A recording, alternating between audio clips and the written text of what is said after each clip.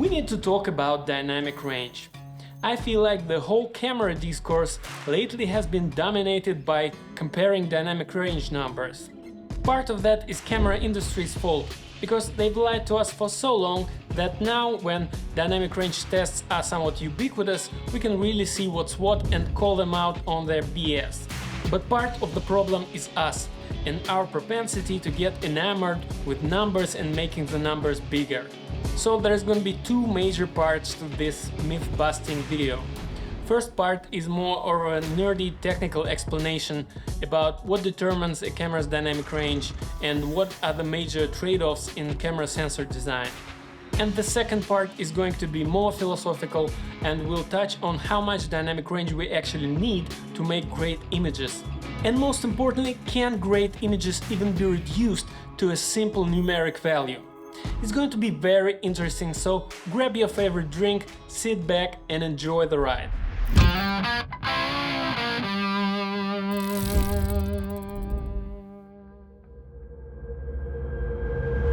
Okay, so if we are talking about a thing, we'll have to define it first. That's how it works. The dynamic range of a digital camera sensor is the ratio of the saturated signal to the sensitivity threshold. This definition is straight from ISO standard 157392, so I didn't just pull it out of my ass. This is actually the very same standard that the ImaTest software is based upon. So we have saturated signal and sensitivity threshold, and the relationship between them is dynamic range. And you might be thinking, WTF are those? We're going to get deep into the weeds of sensor design. So I'm going to have to engage the level 1 nerd alert. Warning. Nerd alert level 1. Nerd alert level 1. In fact, it's gonna get so nerdy in here that I'll have to use protection. And I strongly encourage you to do the same.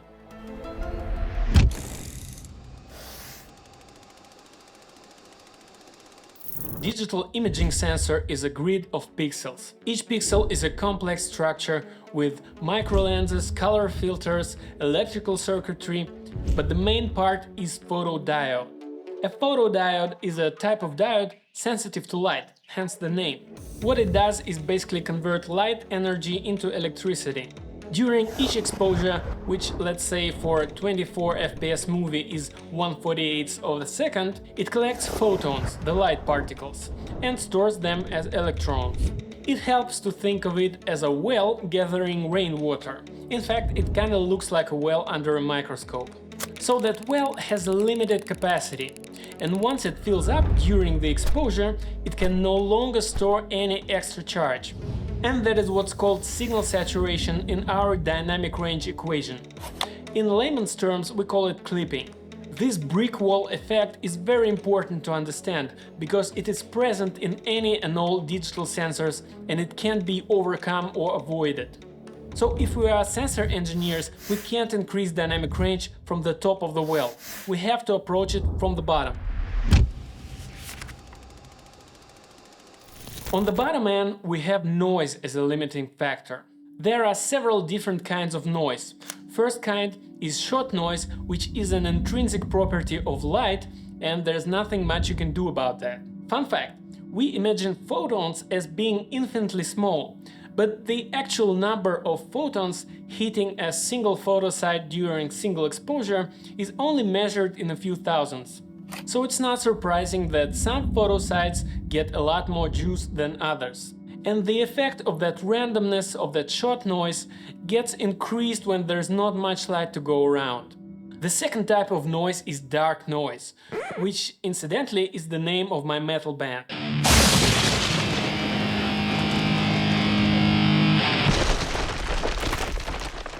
We're looking for a drummer, by the way. Dark noise is like self-noise of a microphone. It's some baseline level of noise that the photosite generates just by being active. So the shot noise and the dark noise create the noise floor which our signal has to compete with. When the signal, which is light absorbed and stored as an electrical charge during the exposure, breaks the noise floor, we call it sensitivity threshold. In other words, it's the minimum amount of light needed to register above the noise floor. That point is called signal-to-noise ratio of 1, and that is the bottom of our dynamic range equation. CineD in their tests uses a more strict signal-to-noise ratio of 2, but the basic principle is the same. It is the first major limiting factor of the dynamic range of our sensor. So if the top part is clipping point, which we can't change, the only thing we can do to increase the dynamic range of the sensor is to lower the noise floor somehow. And we can either go about it by reducing the effects of short noise or by directly reducing dark noise. Short noise can be effectively mitigated by making the photo sites bigger. Think about it, all else being equal, a bigger bucket collects more rain per exposure time than a smaller bucket. And that's why the most sensitive cameras have low megapixel counts. Alexa famously has like 7.5 megapixels in open gate. The reigning dynamic range champion Alexa 35 has only 14.5 megapixels, and my trusty low-light beast here from Sony has only 10 megapixels in its largest format. Apart from using bigger pixels, you can also work on improving sensor architecture. For example, reducing the wasted space between pixels or moving electrical circuitry behind the photo sites. That's why BSI sensors or backside illuminated sensors are much more sensitive than their FSI predecessors. Reducing unwanted reflection and light scattering inside the sensor chamber also improves things. That's why when designing Alexa 35, ARRI had to come up with new bayonets because the old ones were not dark enough for such a sensitive sensor. So that's about all you can do about short noise. Bigger buckets and less wasted light. As for dark noise, one major thing you can do is to keep the sensor at a stable temperature. Noise has a direct relationship with heat. Digital sensors need to stay at around 40 degrees Celsius to produce the least amount of noise. That's why the bulk of a proper cinema camera is occupied by a massive heatsink. And Alexas famously have a Peltier element in them, so they can dynamically cool or heat the sensor to keep it at a stable temperature even in the harshest of weather conditions. By the way, that is why Alexas don't require black balancing like every other cinema camera. There is a bunch more super complicated things you can do to reduce the self-noise of a digital sensor, but these are the big ticket items. Big, unobstructed photo sites sitting in the perfect dark at a comfortable temperature. Before we descend deeper into the rabbit hole, I want to call your attention to the backwards logic of the dynamic range equation. When we discuss dynamic range as cinematographers or just camera nerds, we always talk about the highlights. That's the artistic value of dynamic range for us, protecting the highlights. High dynamic range means not blowing out a window in a day interior shot or improving the look of the light sources in the frame or specular highlights, right? Wrong! That's not where dynamic range is coming from.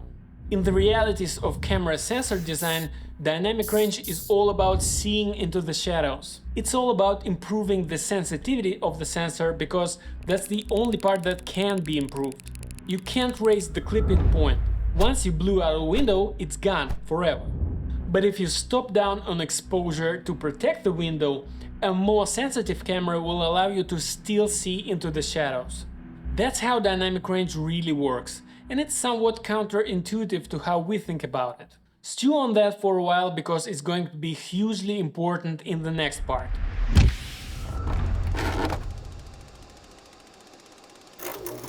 Okay, so far we've been living in the analog world, the world of light and voltages. But to record an image, a camera needs to translate that voltage into a digital value. And that's where things get a whole lot more complicated. So much more, in fact, that I have no choice but to raise the nerd alert to level 2. Warning. Nerd alert level 2. Nerd alert level 2. Stay strong, my friends.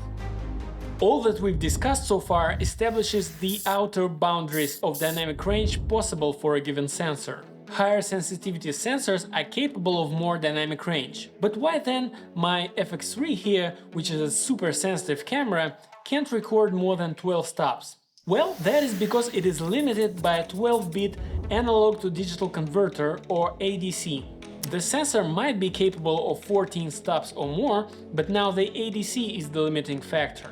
Let's go back to the buckets of water analogy. You have a big bucket out and it collected some amount of rainwater during the exposure. But you need to digitize that amount to record it in your notebook. So let's get a stick and put 10 notches on it. It's not gonna be very precise now, is it?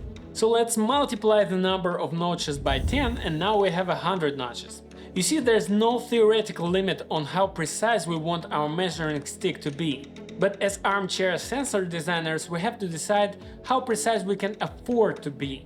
Because the more precise we want to be, the more power we're gonna need, the bigger thermal envelope we're gonna need, and the wider memory bandwidth we're going to need. A camera can't cost $1 billion, require a hydroelectric plant to power it, and weigh 1,000 pounds. 1,000 pounds! 1,000 pounds! So when you decide on the bit depth of your analog to digital converter, you put a hard cap on the dynamic range your camera can capture. Most cameras in, let's say, $2,000 to $15,000 range have 12-bit ADCs in video mode and thus physically can't record more than 12 stops of dynamic range. That alone makes the whole dynamic range discussion suddenly way less interesting. But let's examine it further.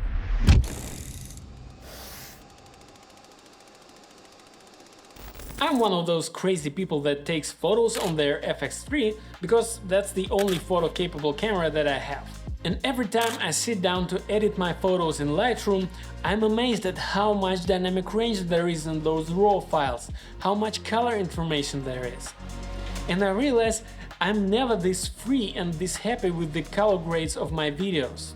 I can get them into decent shape, but I'm never as proud and as happy as I am with my photos from the same damn camera. Why is that? Well, it's because FX3, like most hybrid mirrorless cameras, operates in higher 14-bit mode when capturing photos. What that means is that there are 16,384 notches on the measuring stick for each little bucket. 16,384 possible values between clipping point and the very bottom of our noise floor.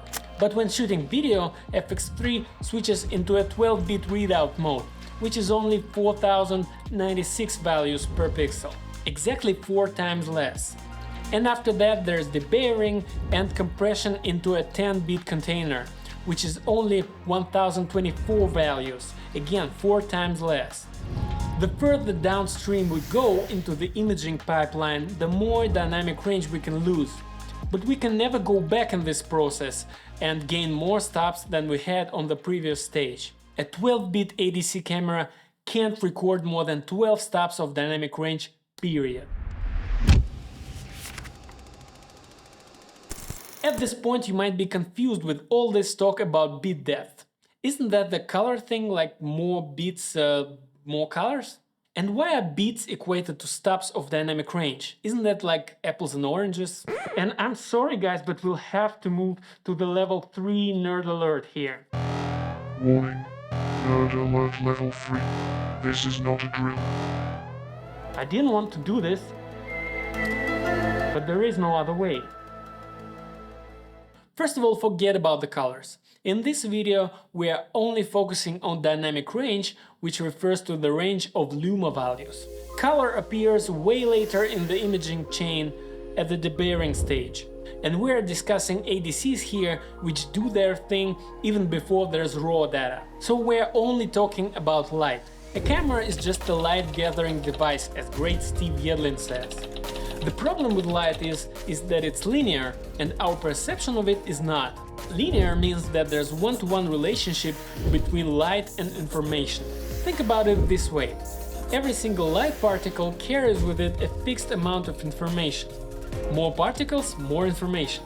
By that rationale, the most amount of information is in the brightest parts of the image. But that's not how we, humans, see things. For us to register an exposure change of just one stop, the light needs to double or halve its intensity.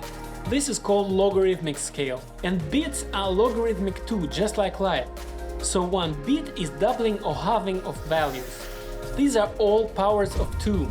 That's why we use this mathematical tool to record light stops, because it's appropriately logarithmic. So back in linear world, that means that every stop of light generates double the amount of electrical charge than the previous stop. And this is the craziest thing. Remember those 16,384 possible values of a 14-bit ADC? Well, a whopping half of those values is occupied by one stop, the brightest stop before clipping. And half of the remaining half is occupied by the second stop, and half of that quarter is occupied by the third stop, and you get the idea. That is how linear processing works.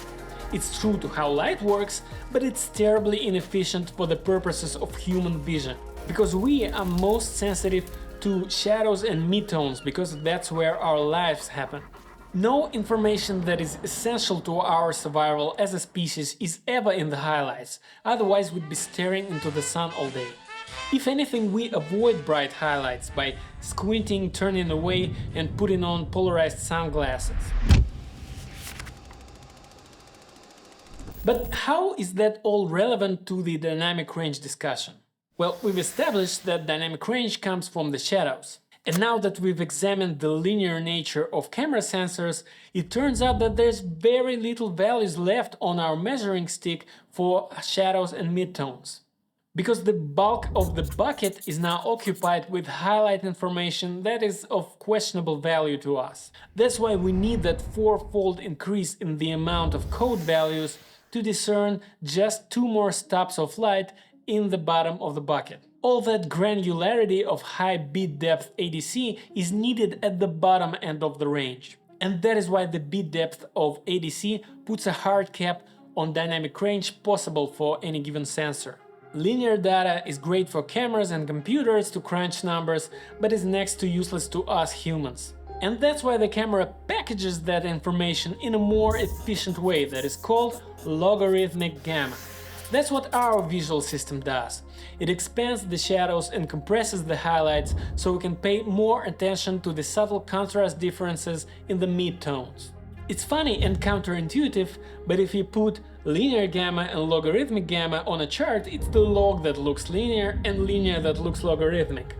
But it's easier to think of it as bending the stick. The camera takes our linear measuring stick and bends it so it can fit into a smaller logarithmic container.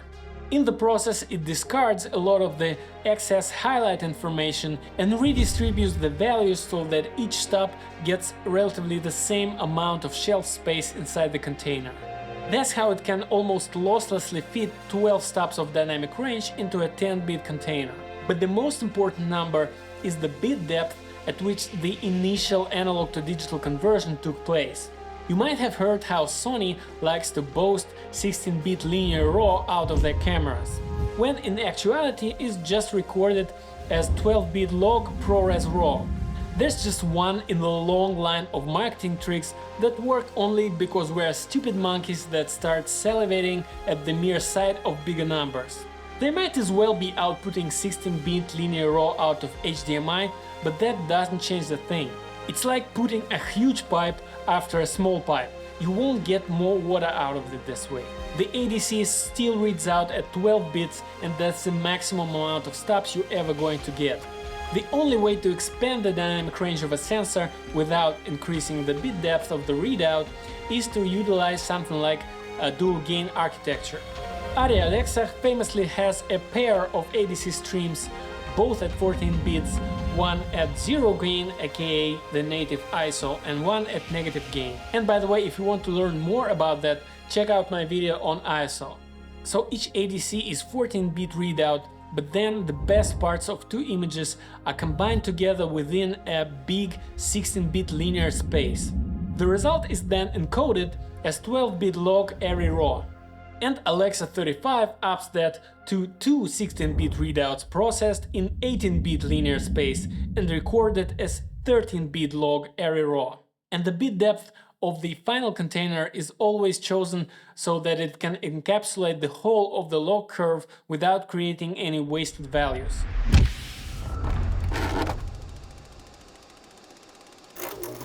Alright, let's take all this stupid shit off and talk about the real world for a change. So, dynamic range numbers. How come there's so much contention around them?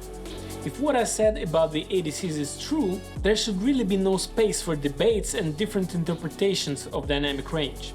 Now, it's going to sound like I'm criticizing the work that CineD and Gerald Undone are doing, but I'm not. Overall, I think they do way more good than harm to the industry and serve the community in a positive way. However, their overemphasis on IMATEST scores and lack of detailed analysis often creates as much confusion and misinformation as it's trying to alleviate.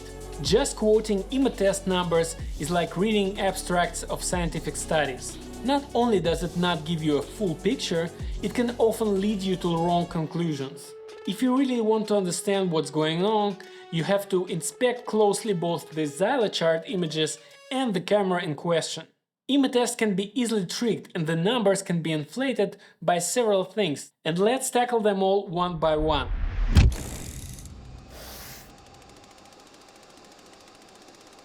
First, let's tackle in-camera noise reduction, because that's the biggest culprit.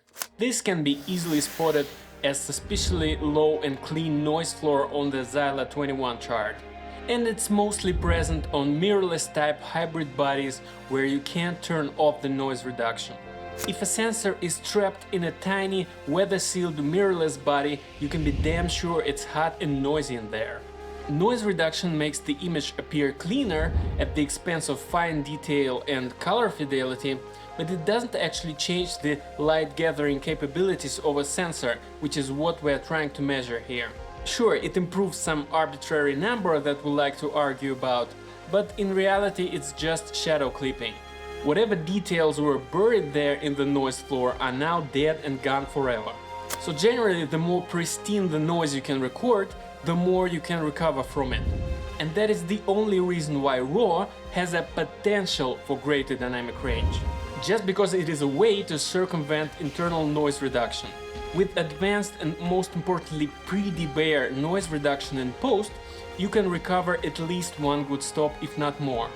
But that is of course all dependent on the rawness of the RAW in question, because not RAW formats are created equal. Before we move on to the next trick, there is one notable exception we need to discuss, and that is DGO, dual gain output. Dual gain sensors like Arri Alexas and some of Canon's cameras have noticeably cleaner shadows, which is evident both on the Xyla 21 chart and in normal practical use. DGO usually results in an honest increase of dynamic range of about one stop. It's definitely a nice to have feature, but it comes at the expense of the readout speeds, so it's a trade-off we're going to see again and again. Downsampling or supersampling can also increase or inflate IMATEST scores depending on what is truly going on in there. True supersampling must be 4:1, so 8K to 4K, like for example on Kinefinity Mavo Edge 8K, or something like Blackmagic is doing with their Ursa 12K camera.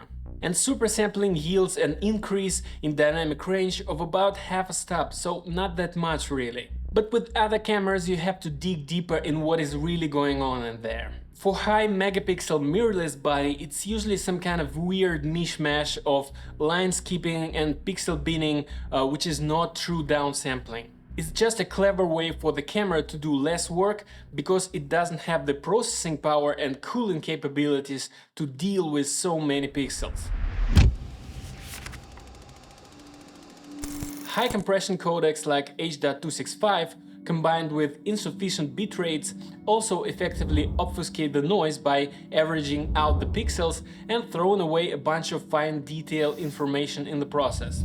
These first three effects, internal noise reduction, downsampling and compression, are often compounding and found together on high megapixel mirrorless bodies. And that is the main reason why you see some clearly 12-bit cameras like S1H or A7 IV score 13 stops or more on IMATEST. The next gimmick that can easily fool IMATEST is highlight reconstruction. This refers to mathematical reconstruction of lost highlight data during the debayering process. And this is the trick that Red relies upon to vastly inflate their dynamic range numbers. The idea here is that pixels under different color filters clip at different levels. Knowing that, you can extrapolate to recover some lost color information in the highlights. But it is of course just a simulation and not real light gathered by the camera. The feature can work nicely sometimes, but other times it produces awful looking plasticky highlights. And I think most people would agree that these are fake stops and they shouldn't be counted towards camera's real dynamic range. The last thing that can artificially inflate dynamic range numbers is loss of contrast, either due to poor optics or poor sensor housing design. We're either talking about a sensor chamber that badly deals with reflections, or we have a bottleneck at the lens level that can't produce sufficient contrast. But sane people usually don't use vintage lenses for dynamic range tests, so that is seldom the issue. The loss of contrast is easy to spot because the shadow stops on the Zylo 21 chart will be too closely spaced, almost overlapping each other. And the blacks will appear milky as if you have a Black Pro Mist filter on your lens.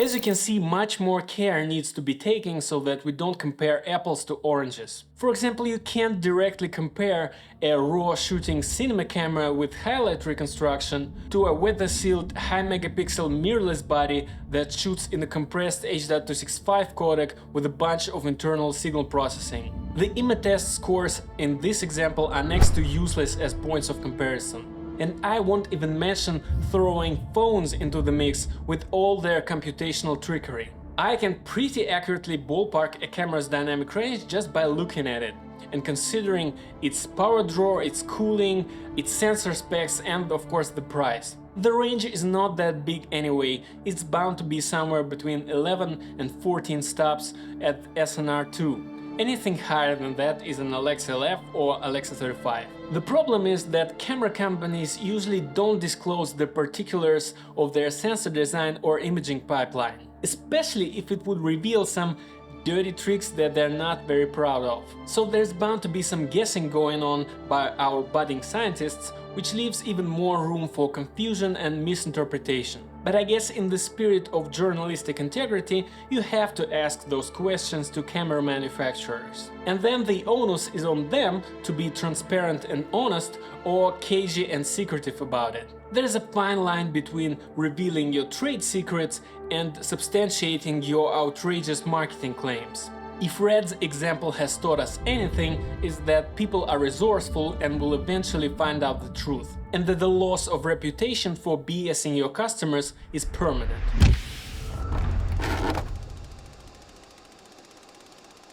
If we were to discuss specific cameras, I'm sad to report that, much like in other areas of life, you generally get what you pay for. Like I said many times already, the vast majority of professional video cameras on the market are operating in a 12-bit readout mode, some are even 11-bit. The only notable exception to this would be Fujifilm's X-H2S, which boasts a BSI stacked sensor and operates in a 14-bit readout mode, at least in real-time frame rates. But that camera is so full of compromises that it serves just an exception that proves the rule. The other honorable mentions are Canon's DGO cameras, which squeeze out one extra honest stop, which puts them above the 12-bit crowd. I have no way to be sure, but Canon's C500 Mark II is most likely a 14-bit readout camera, considering its original price and the sensor that was inherited from C700. And you can find it used for well under $10,000. But these are outliers. Generally speaking, if you want to jump from 12-stop world into a 14-stop world, you are looking at a huge price hike. Prepare to spend at least 15 grand on a used Amira, or more like 20-25 grand on a used Alexa Mini if you are into anamorphic shooting. Red V Raptor is somewhere in there dynamic range wise, but with all the extra accessories that you need to get a shootable package, we are looking at 30 grand or more. And Red's new global shutter sensors are bound to decrease dynamic range somewhat and put even more emphasis on computational highlight reconstruction. Alexa Mini LF is a side grade to full frame look, and the half a step of increased dynamic range is hardly worth mentioning. It's still a current in-demand cinema camera, considering the original Mini doesn't cover the 4K mandate, so it's still very much in demand and going for 60 to 70 grand used. Up from that, in terms of dynamic range, there's only Alexa 35. That will set you back roughly 100K for a ready-to-shoot package. Funnily enough, camera prices seem to follow the logarithmic logic of light. Each extra step of dynamic range is going to double the price. And that is to be expected, because each extra stop has a design and manufacturing cost associated with it, and I'm not only talking about cash.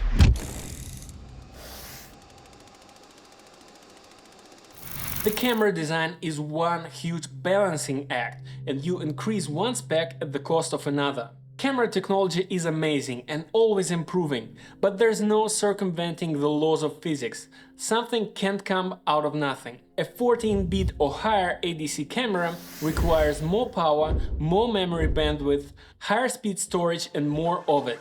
For reasons that we discussed in Chapter 1, dynamic range comes at the expense of resolutions and frame rates. A highly sensitive camera can't be high megapixel at the same time. That's why we only see about 12-13 stops from the 8K Sony Venice 2, even though it's most likely a 16-bit ADC camera. And same goes for Little Burano.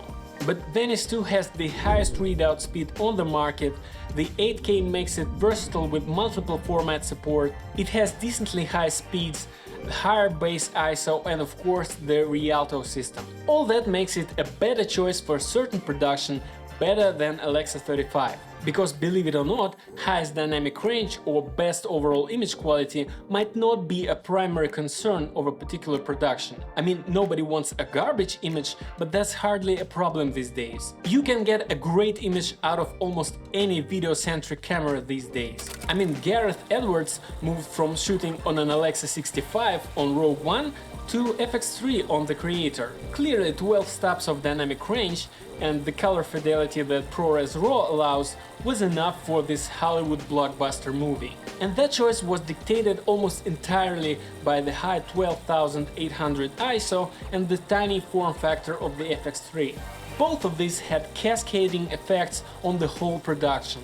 Smaller camera supports, smaller lighting fixtures, smaller crews. That downsizing was desired by the director to move faster, shoot more and ultimately be more free and creative on set. And the price of the camera had zero to do with it. If the FX3 was 80 grand and the Arri was 3 grand, we would have paid 80 grand to have the FX3. Like, it's the better thing for what we were doing. Yeah.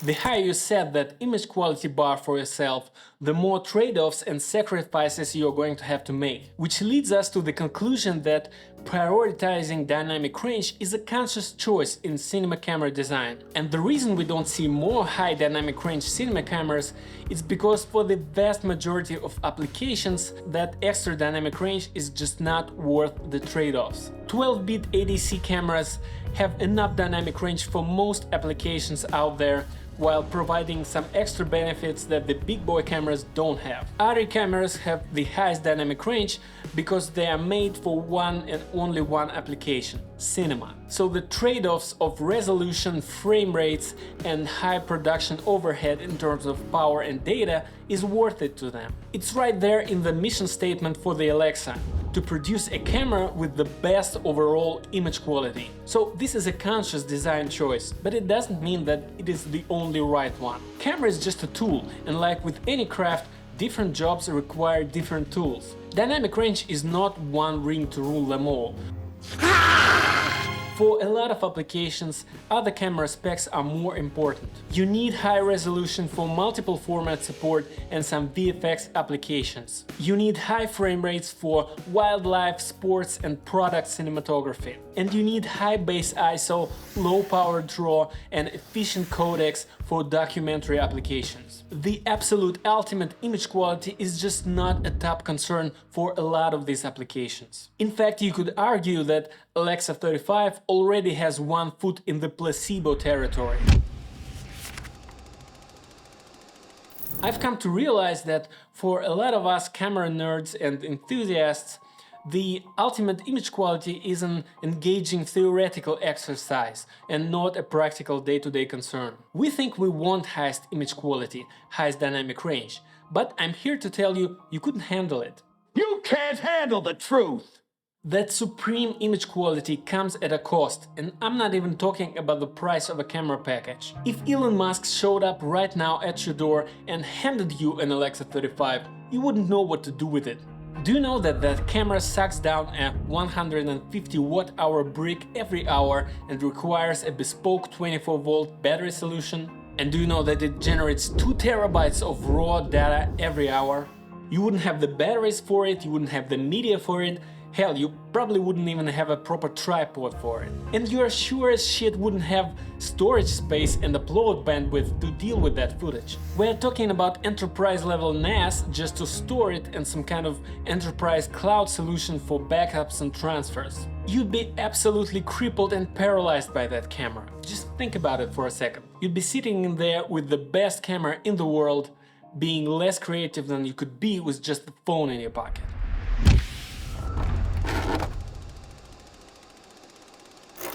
And that brings us to the real question that sparked this video. How much dynamic range do we actually need? And why are we so fixated on it? Well, that last part is easy. Anybody who's ever shot a video in their lives has encountered the problem. You are shooting a day interior.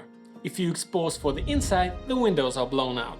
If you expose for the windows, everything inside descends in total darkness. That simple and common frustrating experience is at the core of the desire for more dynamic range. The logical and natural conclusion is that we want the camera to see what our eyes can see. But I would put forth that this is a fool's errand, and I'll explain why later. Now consider that a modern smartphone, utilizing exposure bracketing and some computational trickery, can effectively solve our problem. Both the inside and the outside are properly exposed for. And yet, we look at these images as cinematographers, as image makers, and is it desirable? Does it look better than our 12-stop professional cameras? And if you say yes, just please unsubscribe, leave, and never come back. Because of course not, it looks like dog shit. So what's the deal here? What are we actually after? Are we after hitting a certain kind of number, or are we after a certain kind of look? Well, I'll separate my answer in 2 parts, technical and artistic.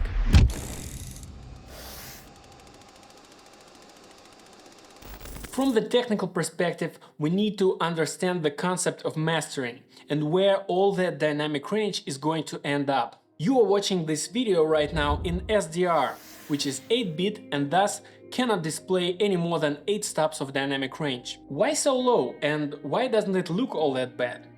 Well, the reason for it is efficiency. As we've established, humans as species are acutely sensitive to midtones. If we were to reference Ansel Adams's zone system, the important stuff in our lives is somewhere between zone 2 and zone 7. So about 6 stops in total. These stops in SDR are linear, mean generally the information in them tracks one-to-one to how exposure really changes. The rest gets heavily compressed. The deep shadows occupy the bottom half a stop basement, and all of the highlights are compressed into the top 1.5 stops. And contrary to popular misconceptions, HDR doesn't actually change anything for the midtones. It's right there in DaVinci Resolve guidelines for SDR to HDR conversion. Everything under 50 IRE remains the same, stuff between 50 and 90 IRE is expanded very slightly, and it's the highlights in the top 10 IRE that are expanded greatly. So HDR is only about opening up those compressed highlights, which increases the scene's overall contrast ratio, providing a punchier and more vivid image. But those 6 stops that hold the shadows and midtones stay pretty much where they were in SDR. So really the only technical reason to seek higher dynamic range is the appearance of the highlights. And it all has to do with that brick wall effect that we discussed in chapter 1, that is the curse of any and all digital sensors. Once the signal is saturated, all the details are gone, and that transition into overexposure is extremely abrupt and produces a very undesirable look, especially when brought down in post.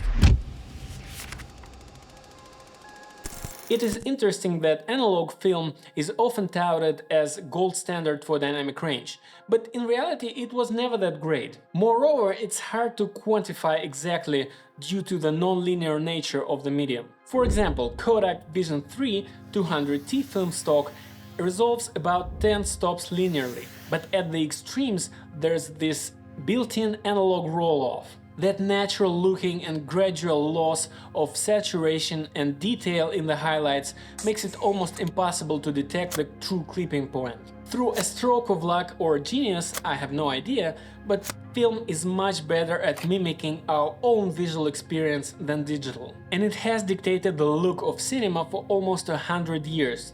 But it's not about the number of stops. What's really being praised here is the appearance of highlights. But now, with modern post-production techniques, digital cameras can pretty easily and accurately replicate that highlight response of film.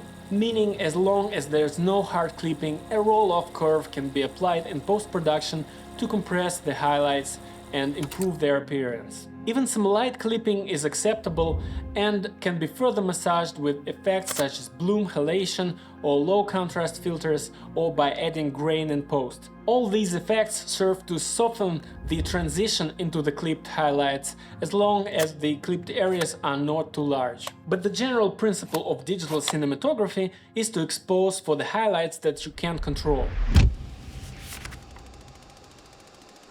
So it's part of your job description as a cinematographer to control and compress the dynamic range of the scene so it could fit into the camera's dynamic range. That means exposing the scene for the camera and not the camera for the scene. In other words, that means bringing in some damn lights. Lighting has a huge part to play in filmmaking, and of course there's a huge artistic component to it, which we'll discuss later. But just from the purely technical standpoint, you need to expose for what you can control and then use lights to lift up the bottom and make it squeeze into the camera's dynamic range. Back to our day interior example, that might mean lighting the inside with a powerful daylight fixture. Depending on the outside conditions, you might need something like a 600D or stronger to compete with the sun.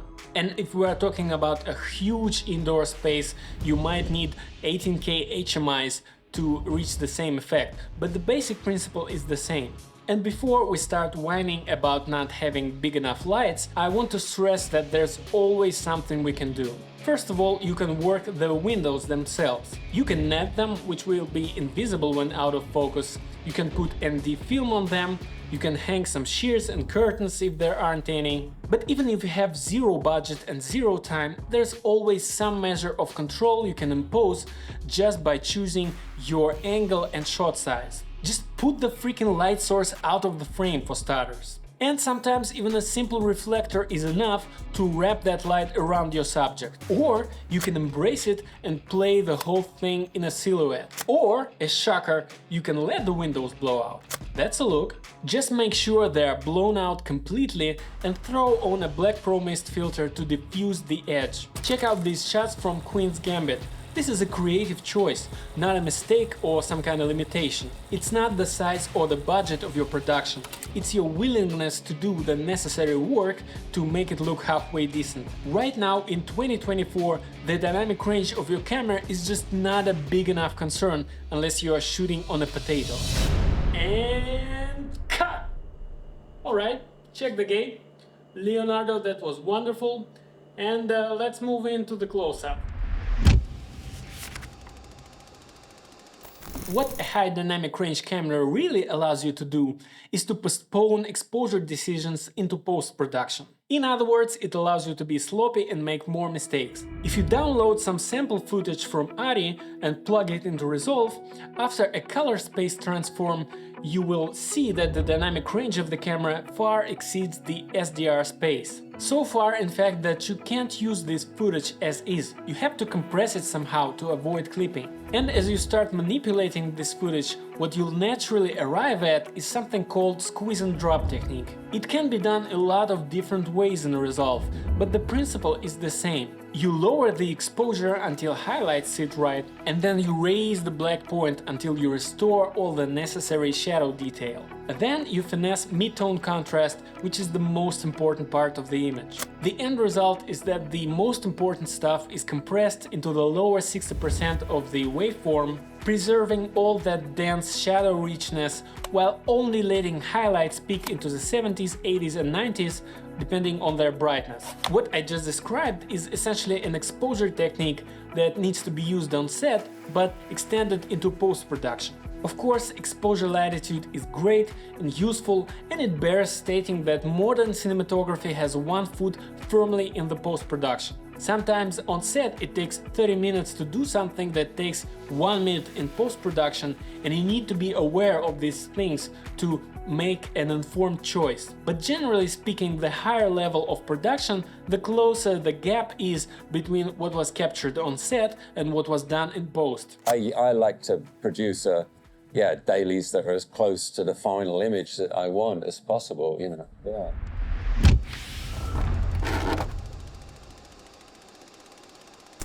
What I'm trying to illustrate here is that whatever big dynamic range your camera can capture, it will end up squeezing into essentially 6-stop zone with some room for highlight roll-off. And HDR doesn't actually change this.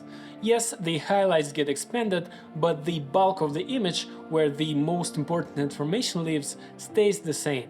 HDR doesn't mean that we're going to require sunglasses to view outdoor scenes. We're not trying to blind the audience here. In fact, even if we could capture a 20-stop dynamic range, it would look flat and boring on screen. At least if not touched in any way in post-production, it will lack the contrast and richness in the mid-tones that makes a cinematic image appealing in the first place.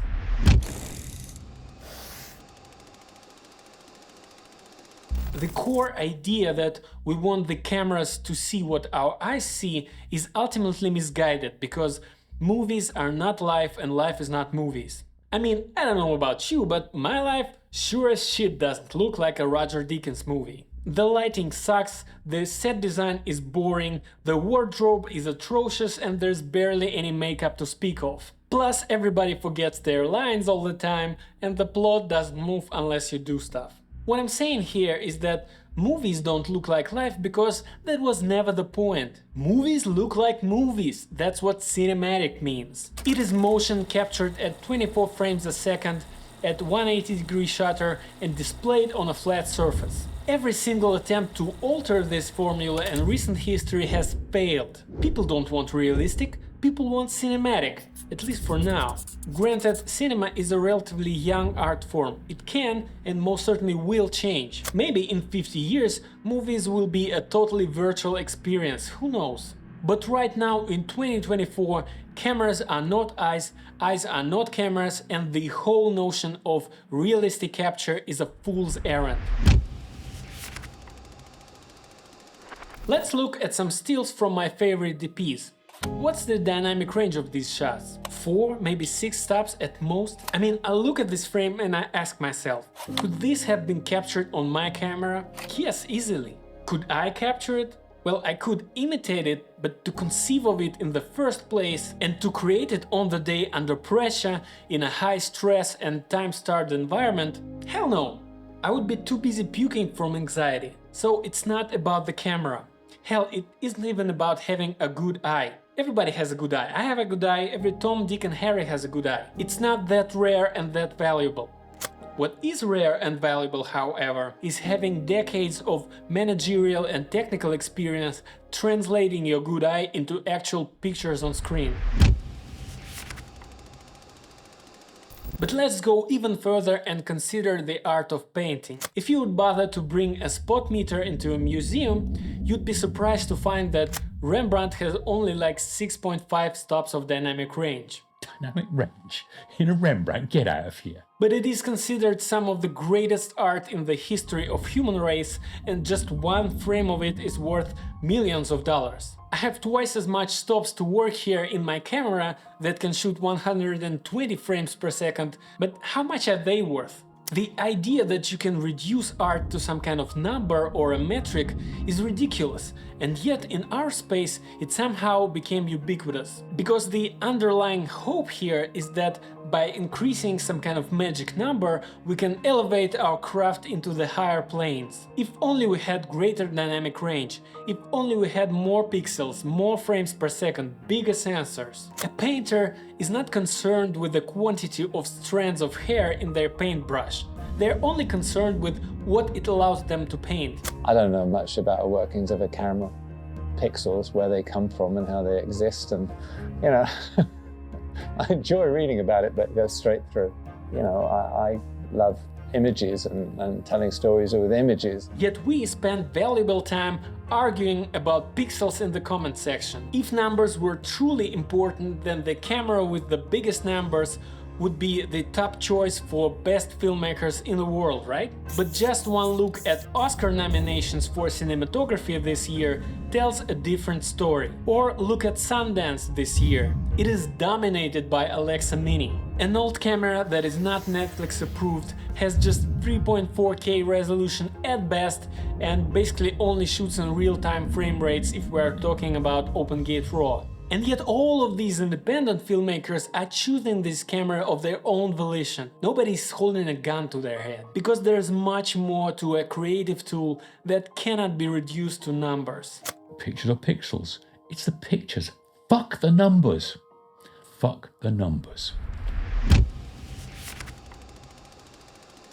But I would go even further and throw out even the qualitative metrics, because I believe that the very idea that you need more of something to create is just another form of procrastination. And I'm talking to myself right now as much as anybody else. The whole notion of if only I had more X is just a lullaby that we sing to ourselves to cope with the fact that we're not moving towards our dreams. Online camera debates are just a comfortable distraction that numbs the existential dread of meaningful work that we know we should be doing. The fact that I haven't made my feature film yet is not because I don't have an Alexa, it's because I haven't sat down to fucking write it yet. Instead, I spent countless hours online researching the minutiae of cameras I have no business even considering. If that sounds familiar to you, then I think we both know in our hearts that the idea of more is poison to creativity. Every artist that I admire is on a quest to downsizing. It's always about less, not more. All the best shots have 2, maximum 3 colors, some have 1. Dynamic range is tiny, what is this, like 4 stops at most? Compositions, all seemingly so simple. It is the amateur who asks for more. A pro asks for less. Malevich tried to reduce it to 1 color, 1 shape. Jack White is trying to reduce it to 1 string. Roger Deakins is trying to reduce it to 1 light. Everybody who hears the muse is trying to chisel down this granite of reality down to its core, down to its truest nugget, because they are on a quest for the essence, for the truth. It's a hard path to walk, and it takes decades, lifetimes even. But the work of a true master is unmistakable, as it transcends time itself. The whole point of this video is to convey one idea which I'm sure you already know in your heart. It's not about the camera.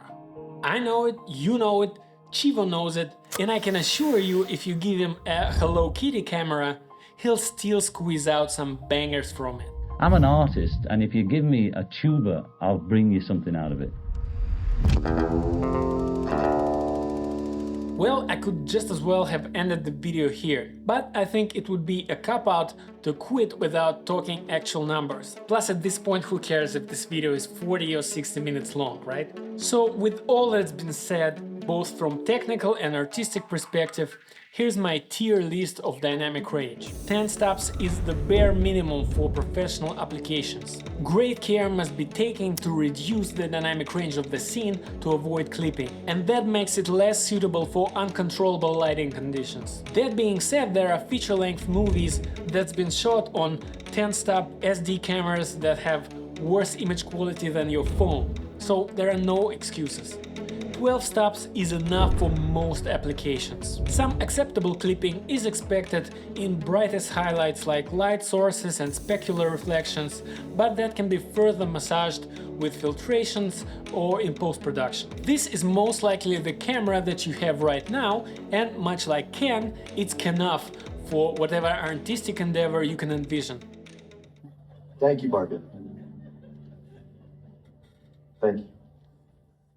14 stops is on the top end of analog film capabilities and is enough to cover the most challenging scenes and vastly improve the appearance of highlights by providing sufficient data for highlight roll-off in post. This is the Alexa level, the camera that brought digital acquisition over the hump of early adoption and has been dominating the filmmaking landscape ever since. 16 stops or more surpasses the dynamic range of film and approaches the limit of capabilities of human vision. This is Alexa 35 and it's the new industry standard for the highest end of productions. Her huge dynamic range is used to further improve the appearance of super bright and saturated highlights, like neon lights in the night or emergency beacons and brake lights on vehicles.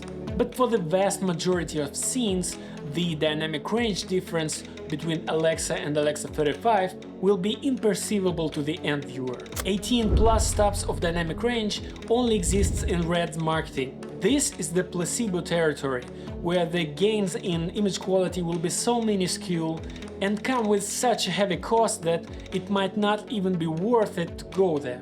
Is it likely that we'll see a 14-stop camera under $10,000 in the near future? Yes, with BSI stacked sensors and 14-bit readout, I think that's feasible, and I think this camera will most likely come from Canon, because they have had such sensors in development for years now. And they have nothing to lose, they have no Venice 2 to protect, and their market share is steadily decreasing. So an aggressively priced 14-stop camera could be a tremendous comeback for Canon. Will it suddenly make your stuff look 4 times better? No.